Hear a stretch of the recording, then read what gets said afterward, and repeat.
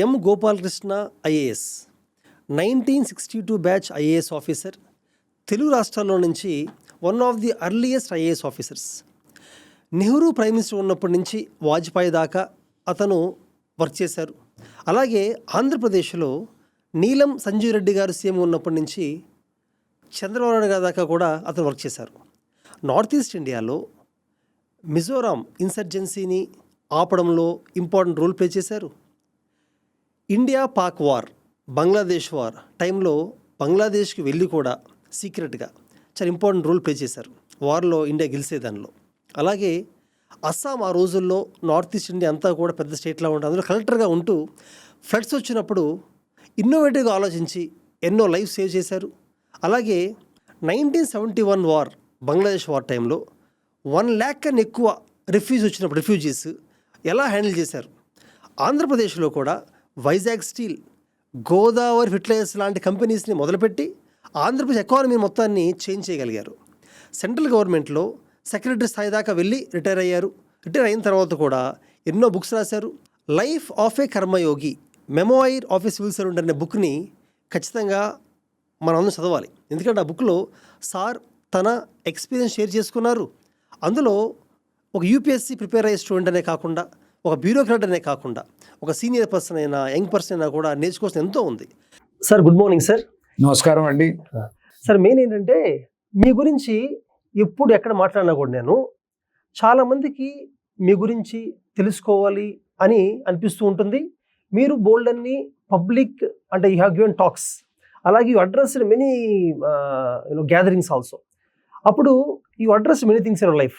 అయినా కూడా స్టిల్ బ్యూరోక్రాట్స్ని కలిసినప్పుడు వాళ్ళు మీ గురించి చెప్పే విషయాలు వింటూ ఉంటే ఇది సార్ ఎప్పుడు చెప్పలేదా నాకు, అంటే ఇన్ని విషయాలు ఎప్పుడు చెప్పలేదు అనిపిస్తూ ఉంటుంది. Bureaucrats, some of the senior bureaucrats, retired officers కూడా, దే టెల్ దట్ ఆ రోజు గోపాలకృష్ణ సారు ఇలా చేశారు, which is a rare thing అని చెప్పేవాళ్ళు.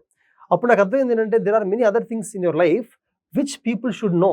అలాగే యంగ్ జనరేషన్, ఇప్పుడు యంగ్ జనరేషన్ కూడా ఎంటర్ప్రైజింగ్ గురించి, లేదా యూపీఎస్సీ ఆస్పిరెంట్స్ ఎలా ఎగ్జామ్ క్లియర్ చేయాలి, లేదా లబాసన ట్రైనింగ్ ఎలా ఉంది, లేకపోతే ఛాలెంజ్ ఎలా ఫేస్ చేయాలి, ఈవెన్ హానెస్టీ గురించి కూడా, కరప్ట్ అంటే అసలు కంప్లీట్ హానెస్ట్ ఆఫీసర్స్ కూడా they actually talk about you also. ఇంకొకటి, you are 87 years old, retire అయ్యి 25 years దాటేస్తుంది. Still you are very healthy, you are very active, you are young in the spirit. And ఇప్పుడు కూడా మీరు చాలా books రాస్తున్నారు. Still you are on the board of many committees. So చాలామంది secrets of your health, లేదా మీరు ఇంత యాక్టివ్గా ఎలా ఉన్నారు అని తెలుసుకుందాం అనుకుంటూ ఉంటారు. సో నేను లాస్ట్ 10 yearsలో డిఫరెంట్ టైంలో I came to know about you అనమాట. సో వాటన్నిటినీ కూడా ఈరోజు తెలుసుకొని ట్రై చేస్తాను. But still the achievements in your life, అది అకాడమిక్ అచీవ్మెంట్స్ అవ్వచ్చు, లేకపోతే బ్యూరోక్రాటిక్ అచీవ్మెంట్స్ అవ్వచ్చు, వాటి గురించి చెప్తే నాకు తెలిసి ఎన్ని గంటలే సరిపోదేమో. So will try to touch the important aspect sir. So అంత పేషెంట్గా మీరు ఈరోజు వచ్చి కూర్చునేందుకు thanks once again sir. And ఇంత హెల్దీగా తయారయ్యారంటే ఖచ్చితంగా మీ ఫ్యామిలీ బ్యాక్గ్రౌండ్, మీ ఫ్యామిలీ వాల్యూస్ అవ్వచ్చు, అసలు కంప్లీట్గా మీ ఫాదర్స్, 4 fathers వాళ్ళ బ్యాక్గ్రౌండ్ ఖచ్చితంగా ఇందులో రోల్ ప్లే చేస్తుందని నేను స్ట్రాంగ్గా నమ్ముతున్నాను. సో మీరు ఒక్కసారి can you please tell us about your father and grandfathers and వాళ్ళ ఇంపాక్ట్ మీ మీద ఎలా ఉంది, how they actual impacted the way you think. East Godavari జిల్లాల నుంచి విజయనగర సామ్రాజ్యం అప్పుడు మమ్మల్ని అప్పుడు సైనికులుగా వారు చేర్చారన్నమాట. మా పూర్వీకులు చాలామంది మదురైలోను, తంజావూరులోను, తిరుచినాపల్లిలోనూ కూడా యుద్ధాల్లో పార్టిసిపేట్ చేశారు. విజయనగర సామ్రాజ్యానికి వీళ్ళే సంరక్షకులుగా ఉన్నారన్నమాట. మా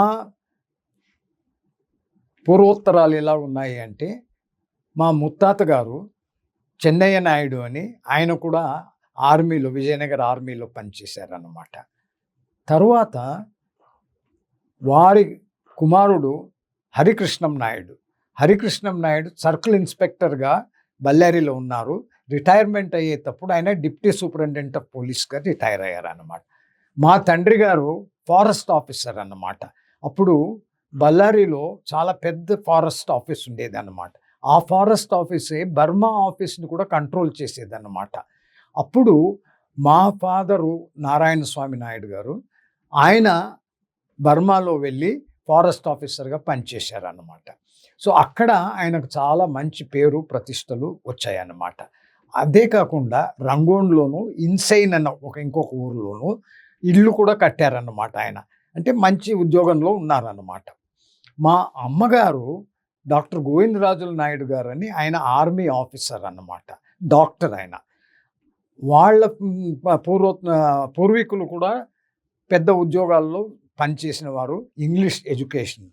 మా కుటుంబంలో ఒక విశేషం ఏమిటంటే నేను 4th generation of educated people అన్నమాట. అందువల్ల మాకు ఇంగ్లీష్ ఎడ్యుకేషన్ చాలా బాగా అబ్బింది. తర్వాత కంటోన్మెంట్ ఏరియాలోనే మేము ఎక్కువగా ఉండటం వలన అక్కడ కాన్వెంట్స్లో చదవడానికి వీలు పడిందన్నమాట. ఇకపోతే మా తండ్రి గారి బర్మాలో ఉండేవారు. అప్పుడు అతని పెళ్ళికి మా అమ్మగారిని పెళ్లి చేశారు అన్నమాట. అప్పుడు మా అమ్మగారి వయస్సు ఆమె పేరు భ్రమరాంబ అన్నమాట. ఆమెకు ఆ పేరు ఎలా వచ్చింది అంటే, మా తాతగారు శ్రీశైలం ఏరియాలో మలేరియా ఆఫీసర్గా పనిచేస్తూ ఉండగా అతనికి వార్త వచ్చింది, నీకు అమ్మాయి పుట్టింది అని. శ్రీశైలంలో ఉన్నారు కనుక భ్రమరాంబ మల్లికార్జున స్వామి దేవస్థానం అక్కడ ఉన్నది కనుక ఆమె పేరు మనం భ్రమరాంబ అని పెడితే బాగుంటుంది అని ఆయన ఆలోచన తెలిపారన్నమాట. తెలిపితే అందుకని మా అమ్మగారి పేరు భ్రమరాంబ అన్నమాట. మా అమ్మగారి అంటే మా అమ్మమ్మ వాళ్ళు పెద్ద రైతులు అన్నమాట, జమీందారులు అన్నమాట. మా ఊరికి అంటే బళ్ళారికి నుంచి 6 మైళ్ళ దూరంలో కొడగల్ అన్న ఒక గ్రామం ఉందన్నమాట. ఆ గ్రామంకు వాళ్ళు మున్సబులు అన్నమాట. మున్సబులే కాకుండా ఆ ప్రాంతంలో ఎక్కడైనా అడవి నుంచి మృగాలు వచ్చినా కూడా, పులులు వచ్చినా కూడా దాన్ని చంపడానికి ఈ ఫ్యామిలీ వాళ్ళని అడిగేవారు. సో మా పినతాత ఆయన పేరు వచ్చి కోదండరాం నాయుడు, కానీ ఆయన పేరు లోకల్గా పులితాత అని పిలిచేవారు. ఎందుకు అంటే ఆయన చాలా మంచి హంటర్ అన్నమాట. నల్లమల్లై ఫారెస్ట్కు వెళ్ళి పులుల్ని చంపడానికి ఈయన్ని తీసుకెళ్ళేవారు అన్నమాట. ఆయన శిష్యులు ఎంతోమంది తర్వాత అతని ఫుట్ స్టెప్స్లోనే ఫాలో అయ్యారన్నమాట. ఇది వారి ఇదన్నమాట. చాలా పెద్ద ఫ్యామిలీ, భూస్వాములు అన్నమాట. అంటే 600 ఎకరాల పొలం ఉండేవారు ఉన్నదన్నమాట వాళ్ళకు. సో ఇది ఇదన్నమాట. మా తండ్రి గారేమో చాలా మంచివారు, కానీ ఆయన బర్మాలో పనిచేస్తున్నారు కాబట్టి అప్పుడు పెళ్ళప్పుడు మా అమ్మ వయసు 17 ఏళ్ళు అన్నమాట.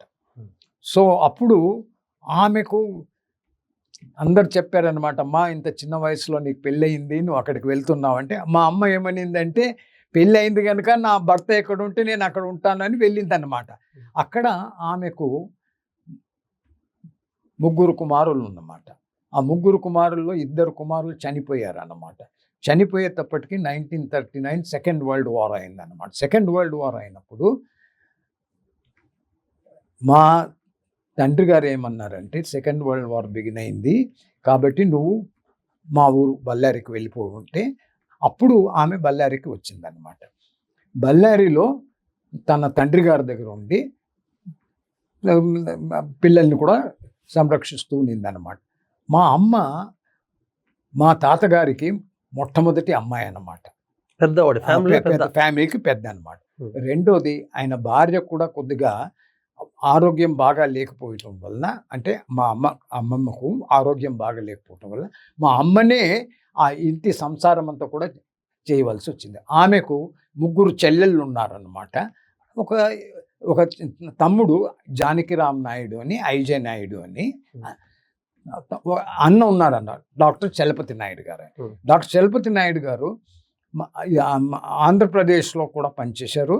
ఆయన ప్రిన్సిపల్ అది ఉస్మానియా మెడికల్ కాలేజ్, చాలా పెద్ద సర్జన్ అన్నమాట, చాలా నేర్పరి సర్జన్ అన్నమాట. తర్వాత తన తమ్ముడేమో ఆర్మీ ఆఫీసర్ అన్నమాట. 1947 బ్రిటిష్ వాళ్ళు వెళ్ళినప్పుడు అప్పుడు చాలా తక్కువ మంది ఐఏఎస్ ఆఫీసర్స్ ఉన్నారు కాబట్టి ఆర్మీ నుంచి ఐఏఎస్ ఆఫీసర్స్ని చాలా మందిని తీసుకున్నారు. అలా తీసుకున్న వారిలో మా మేనమామ ఐజే నాయుడు గారు కూడా అన్నమాట. తర్వాత ఆయన ఐజే నాయుడు గారు ఆంధ్రప్రదేశ్లో చీఫ్ సెక్రటరీగా పనిచేశారు. గవర్నమెంట్ ఆఫ్ ఇండియాలో కూడా secretary in the rural development డిపార్ట్మెంట్లో పనిచేశారు అన్నమాట. తర్వాత ఆయన తమిళనాడు గవర్నమెంట్ కూడా అడ్వైజర్గా కూడా ఉన్నారన్నమాట, ప్రెసిడెంట్స్ రూల్ అప్పుడు. ఓకే. ఇది అదనమాట. ఇకపోతే మా అమ్మగారు నేను చిన్నప్పుడు కాన్వెంట్లో చదువుతూ ఉండగా చాలా మంచి మార్కులు వచ్చేది. ఎప్పుడు క్లాస్లో ఫస్ట్గా ఉండేవాడిని. కానీ అది గర్ల్స్ కాన్వెంట్ అన్నమాట. గర్ల్స్ కాన్వెంట్ కాబట్టి ఒకరో ఇద్దరు మగపిల్లవాళ్ళు ఉండేవాళ్ళు, మిగతా వాళ్ళంతా 20-25 మంది అమ్మాయిలే ఉండేవాళ్ళు. ఎక్కువ మంది ఆంగ్లో ఇండియన్స్, బ్రిటిషర్స్ ఉండేవాళ్ళు. ఆ టీచర్లందరూ కూడా బ్రిటిషర్స్ అన్నమాట. అందుకని మాకు ఇంగ్లీషు వాళ్ళు బాగా నేర్పించారన్నమాట. ఈవెన్ టుడే ఇంగ్లీష్ నేను మాట్లాడితే ఇంగ్లీష్ వాళ్ళు మాట్లాడినట్లు ఉంటుందన్నమాట.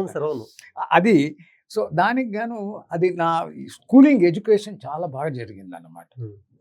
అప్పుడు మా స్కూల్లో మా మదర్ పోయి అందరి మా స్కూల్ టీచర్ పేరు, ఆమె పేరు మదర్ టెరిజా. నాకు ఏదైనా మంచి ఇంగ్లీష్ వచ్చిందంటే మదర్ టెరిజా వల్లనే వచ్చిందన్నమాట.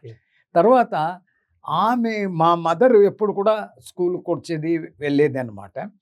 సో మా మదర్ చిన్నప్పటి నుంచి ఆమె చదివిందనమాట. 8వ తరగతి వరకు చదివింది. కానీ ఇంగ్లీష్ అంత ఎక్కువ చదవలేదు. ఎక్కువగా తెలుగు, బాలశిక్ష ఇవన్నీ అప్పుడు బాగా నేర్పించేవారు. నాకు అక్కడ కాన్వెంట్ కాబట్టి తెలుగు వాళ్ళు లేదు కాబట్టి అక్కడ ఇంట్లోనే ఒక టీచర్ని పెట్టారు. ఆ టీచర్ వచ్చి నాకు తెలుగు కూడా సంస్కృతం కూడా ఈ రెండు ఇంట్లోనే నేర్చుకున్నాను అన్నమాట. తెలుగు సంస్కృతము స్కూల్లో కాదన్నమాట. స్కూల్లో కేవలం ఇంగ్లీష్ మాత్రం ఉండేది అన్నమాట. సో అప్పుడు మా అమ్మ ఏం చెప్పేదంటే, అంత లోపల 1947లో మా మేనమామ గారు ఐఏఎస్కు వచ్చారన్నమాట, ఆర్మీ నుంచి వచ్చారు కనుక ఎప్పుడు మా అమ్మ నాకు చెప్పేది అన్నమాట, అయ్యా చూడు మీ మేనమామని నేను చంకన పెట్టుకుని తిప్పేదాన్ని, వాడికి ఎంత తెలివి ఉందో నాకు తెలుసు, నా కొడుకు వానికి ఏం తక్కువ కాదు, నా కొడుకు ఇంకా వానికంటే ఎక్కువే, అట్లనే చెప్పేది అనమాట. కొద్దిగా ఎంకరేజ్మెంట్ లాగా నాకు ఇచ్చేది అన్నమాట. అందువల్ల నాకు కూడా ఏమిటంటే ఎలాగైనా మనం ఇది చెయ్యాలని, ఐఏఎస్ అవ్వాలి అని ఒక కోరిక వచ్చింది. మా తాతగారు ఏమిటంటే ఆయనకు కూడా ఏమిటంటే నేను ఐఏఎస్ అవ్వాలని. తనేం చేశాడంటే నన్ను ఒకసారి కలెక్టర్ బంగ్లాకు తీసుకెళ్లారు. నన్ను మా తాతగారు కలెక్టర్ బంగ్లాకు వస్తే నాకేమంటే ఆ బంగ్లా పోయేక ముందు అన్నీ చెప్పారు. అయ్యా వాళ్ళు ఏదైనా తినబండారాలు పెడితే నువ్వు గ్రాబ్ చేయకూడదు, నువ్వు వెయిట్ చేయాలి, నేను సిగ్నల్ ఇస్తే కానీ తీసుకోకూడదు అని చాలా మర్యాదగా ఉండాలి, వాళ్ళు మాట్లాడితేనే అందరినీ సార్ అని అనాలి, ఇవన్నీ నేర్పించి తీసుకెళ్ళారన్నమాట. తీసుకెళ్ళిన తర్వాత ఆ మీటింగ్ అయిపోయిన తర్వాత ఇంటికి వస్తున్నప్పుడు మా కారులో అప్పుడు ఆయన నన్ను అడిగారు, ఏమయ్యా ఏరా నువ్వు కలెక్టర్ అవుతావా అని. అవుతాను, బాగుంది అని నాకేమిటంటే ఇంప్రెస్డ్ బై ఆ పెద్ద బంగ్లా ఉండింది, ఆ పని వాళ్ళు ఇవన్నీ చూశాను అన్నమాట. సో మా అమ్మ ఎప్పుడు చెప్పేది, నువ్వు తప్పకుండా ఐఏఎస్ అవ్వాలి అట్లా అని చెప్పేది. నేను అన్నాను, అమ్మ అవ్వాలని ఉంది, కానీ ఎలాగ ఇది చెయ్యాలి అట్లా అంటే ఆమె చెప్పింది, నేను 2 సూత్రాలు చెప్తాను నీకు, ఆ సూత్రాలు నువ్వు పాటించినావంటే నువ్వు తప్పకుండా గెలుస్తావు అని. ఏమిటి ఆ సూత్రాలు అని అడిగాను అనమాట. అడిగితే మా అమ్మ ఏమనిందంటే, చూడు బాబు, ఎవడన్నా సక్సెస్ఫుల్ అవ్వాలంటే లైఫ్లో హోంవర్క్ చేయాలి, హార్డ్ వర్క్ చేయాలి, స్మార్ట్ వర్క్ చేయాలి, టీమ్ వర్క్ ఉండాలి, నెట్వర్క్ ఉండాలి. సో నువ్వు ఇది జ్ఞాపకం పెట్టుకో, homework, hard work, smart work, team work, network. కానీ ఏమి ఇందులో కామన్గా ఉంది అని అడిగింది. నేను చెప్పాను work.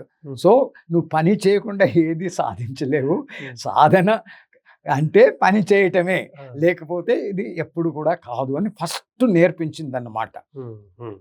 Homework, hard work, smart work, team work నువ్వు నేర్చుకోవాలని. సో అప్పటి నుంచి నాకు అది పటిష్టంగా నేను నేర్చుకున్నాను అన్నమాట. నేను ఏ పని చేసినా కూడా ఫస్ట్ ఈ పద్ధతిన నేను చేస్తూ పోతూ వస్తుంటాను అన్నమాట. కాబట్టి మా మదర్ నా మీద చాలా గ్రేట్ ఇన్ఫ్లుయెన్స్ అన్నమాట. రెండోది, ఆమె చాలా ధైర్యంగా ఉండేదన్నమాట. ఆ కాలంలో మా అమ్మగారికి గుర్రపు సవారీ కూడా నేర్పించారు అన్నమాట.